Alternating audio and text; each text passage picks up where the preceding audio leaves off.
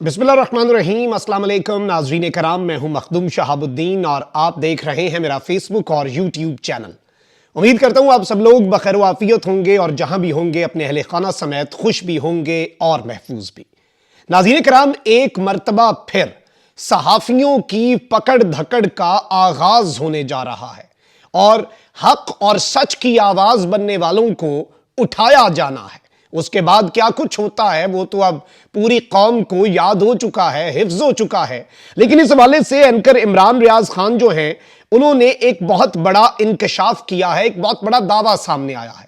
इस मर्तबा एक बहुत बड़ी गेम डाली जानी है, इस मर्तबा एक बहुत बड़ी वारदात जो सिर्फ सहाफियों के साथ नहीं बल्कि इदारों के साथ भी डलनी है, इस पर से पर्दा भी हटाया है। जबकि दूसरी जानिब फवाद चौधरी को अडियाला जेल से रिहा कर दिया गया है और जो ये सोच रहे थे कि फवाद चौधरी का सॉफ्टवेयर अपडेट हो जाएगा, जो ये सोच रहे थे कि फवाद चौधरी डर जाएगा, इससे पहले भी बहुत से लोगों को डराने की, धमकाने की, मार के, तशद्दुद करके, नंगा करके, गिरफ्तार करके, सारे हरबे अपना कर इस तरह की कोशिशें तो की गई। लेकिन फवाद चौधरी यूं लग रहा है कि रिहा होते ही मजीद खतरनाक हो गए हैं। और फवाद चौधरी ने इलेक्शन कमीशन को जिस तरीके से धो डाला है, मैं वो आपके सामने वीडियो चलवाऊंगा और आप जरा देखिएगा कि सूरत हाल किस तरह की बन चुकी है।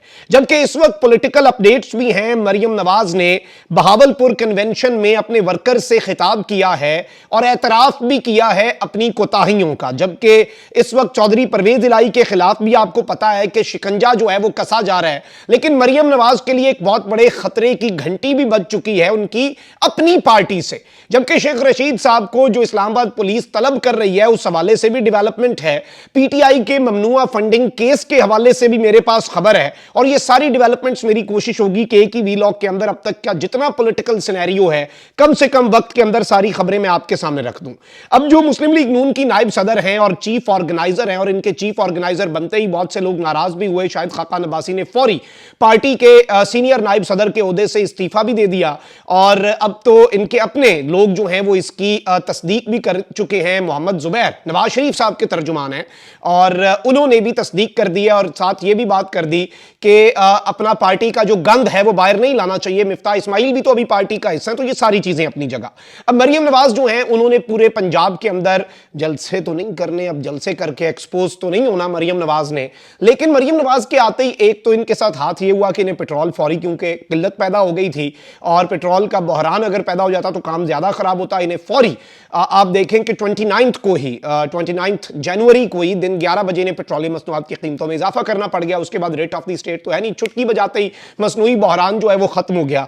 अब मरियम नवाज शरीफ साहिबा मुख्तलिफ जगहों पर कारकुनों से, वर्कर्स कन्वेंशन से खिताब भी कर रही हैं और इन्होंने कहा कि हमें मुल्क में महंगाई का एहसास है। जिस वक्त इमरान खान के खिलाफ अदम एतमाद की तहरीक हुई थी, अगर उसी वक्त इलेक्शन करवा देते तो नून लीग को 2/3 अक्सरियत मिलती। यानी इनके कहने का मतलब है अब नहीं मिल सकती और अब वोट नहीं पड़ना। और पिछले 10 महीने के अंदर जो इन्होंने किया है, यानी उस वक्त अगर हम इलेक्शंस में चले जाते तो हमें बड़ी अक्सरियत मिलती, क्योंकि लोग इमरान खान से तंग थे। ये मरियम साहिबा ने एक तरह से इल्जाम तो लगाया है खान साहब पे, लेकिन एतराफ भी कर लिया है कि अब वो बातें नहीं रही। यानी अब हमने गलती की है पिछले 10 महीने से हुकूमत करके। और इस सब के अंदर मरियम नवाज ने इस सारे मामले के अंदर कहा कि इमरान खान दरअसल 12 साल मुल्क पे इक्तदार का मंसूबा बना रहा था, मुल्क मजीद तबाह हो जाता, और ये सारे मामलात इन्होंने अपनी जगह पर कहे। लेकिन अब यहां पर कामरान खान साहब सीनियर साफी हैं, जाहिर बात है उन्होंने एक बड़ी दिलचस्प बात कही है।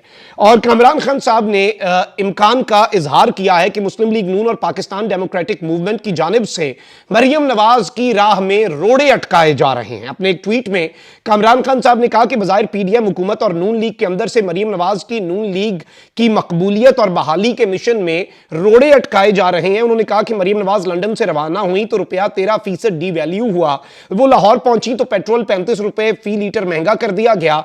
आज उन्होंने अवामी राब्ता मुहिम का आगाज किया तो टाइमिंग चेक करें, शाहिद खाकान अब्बासी के इस्तीफे का ऐलान हो गया। कामरान खान साहब ने ये ऐलान किया है और इम्कान का इजहार किया है कि जल्द ही गैस बिजली और महंगी हो जाएगी, फिर मरियम नवाज किस तरह से पंजाबियों के दिल जीतेंगी। तो जाहिर बात है, और मरियम नवाज ने भी ये बात आज फिर मौरूसियत पर बात करने पर मजबूर हो गए। उन्होंने कहा कि ये मौरूसियत नहीं होती जब अवाम की मोहब्बत अगली नस्लों में ट्रांसफर होती है। जाहिर बात है वो उन लोगों को निशाना बना रही थी और इस वर्कर्स कन्वेंशन में भी अपनी पार्टी के अंदर अपना होल्ड बचाने के लिए मरियम नवाज शरीफ साहिबा ये सब कर रही थी। अच्छा, वहां पर मैं आपको यह भी बता दूं कि चूंकि इलेक्शन कमीशन ने चौधरी शुजात साहब को बचा लिया है और पार्टी की सदारत जो है वो चौधरी शुजात साहब को वापस देने का फैसला किया है, तो इस सब के अंदर इस वक्त जो जराए बता रहे हैं वो ये है कि मुस्लिम लीग काफ के रहनुमा परवेज इलाही को पंजाब की जो सदारत है काफ लीग की, उससे हटाने का असूली फैसला हो चुका है और इस वक्त काफ लीग से इनराफ करने वालों के खिलाफ पार्टी डिसिप्लिन के तहत कार्रवाई की जाएगी। काफ लीग के जराए का कहना है कि परवेज इलाही को पंजाब की सदारत से हटाने का असूली फैसला कर लिया गया है। मुनस इलाही, कामिल अली आगा और दीगर को भी पंजाब के ओहदों से, जो पार्टी के पंजाब में ओहदे हैं, उनसे हटा दिया जाएगा। और इस सब के अंदर इससे पहले शोकाज नोटिस जारी किए जा चुके हैं और पंजाब की सदारत के लिए शाफे हुसैन समेत 2 रहनुमा हैं जिनके नाम इस वक्त जेरे गौर हैं। तो ये एक बड़ी डेवलपमेंट थी, ये भी आपके सामने रखनी जरूरी है। और इस्लामाबाद हाई कोर्ट से शेख रशीद साहब के लिए एक रिलीफ है।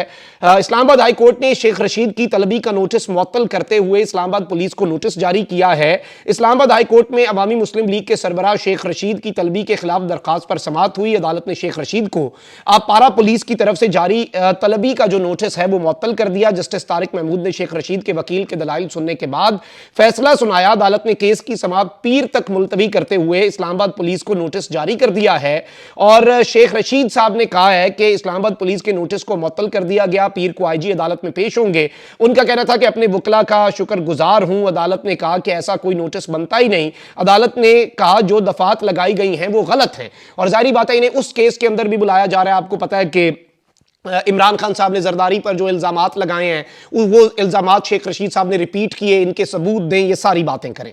अच्छा, अब कल का दिन बड़ा अहम होने वाला है क्योंकि Islamabad high court Tehreek-e Insaf ममनुआ funding case से मुतल्लिक 11 जनवरी को जो महफूज फैसला हुआ था वो कल सुनाएगी।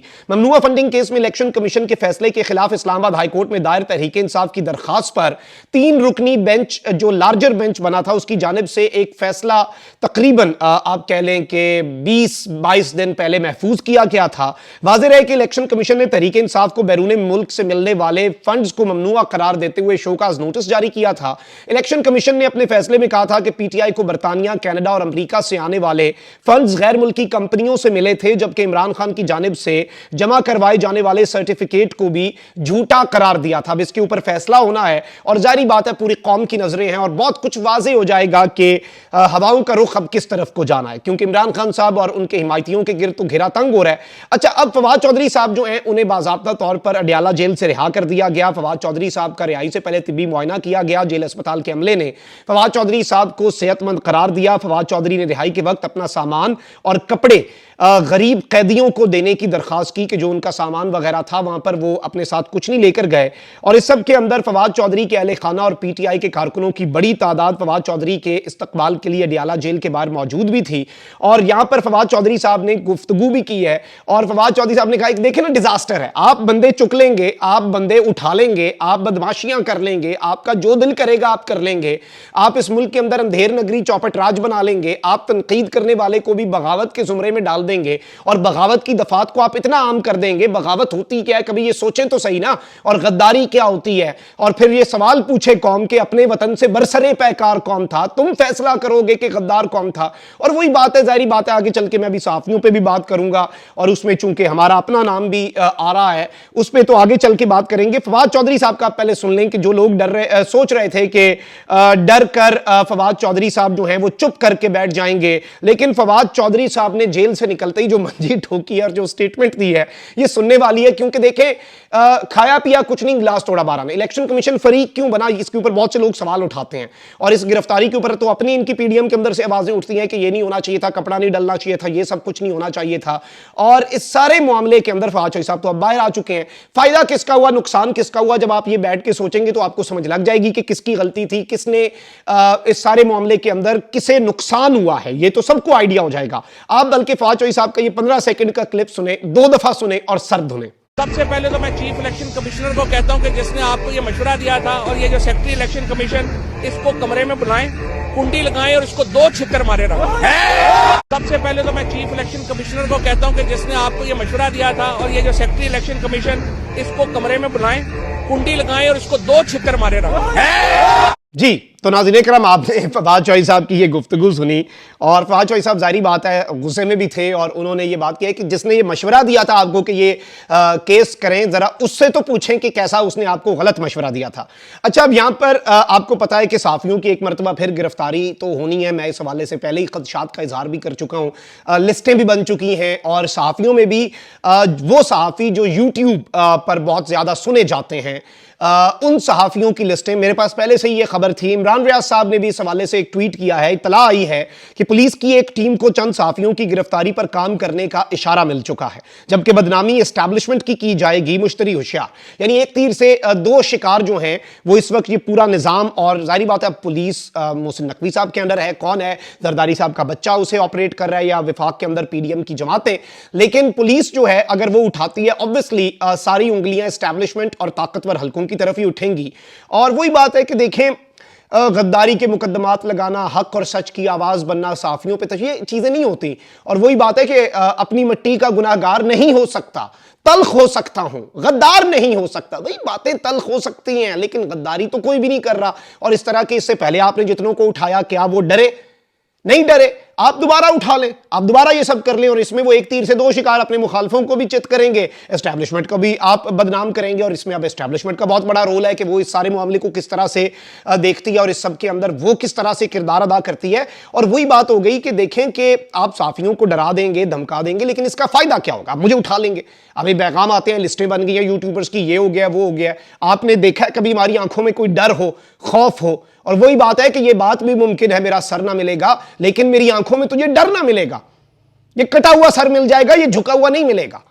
और ये चीज जो है, ये रास्ता और है, अवाम की मोहब्बत, अवाम की दुआएं और पाकिस्तान और हक और सच की जब आप बात करते हैं तो ज़मीर मुतमईन होता है। रात को जब आप सोते हैं तो आप सुकून से सोते हैं। तो ये चीजें जो है इसके ऊपर तैयारी तो कर दी गई है, लेकिन ऑब्वियसली ये डेवलपमेंट्स जो हैं वो आपके सामने रखनी थी। अपना बहुत ख्याल रखें। अल्लाह निगहबान। पाकिस्तान जिंदाबाद।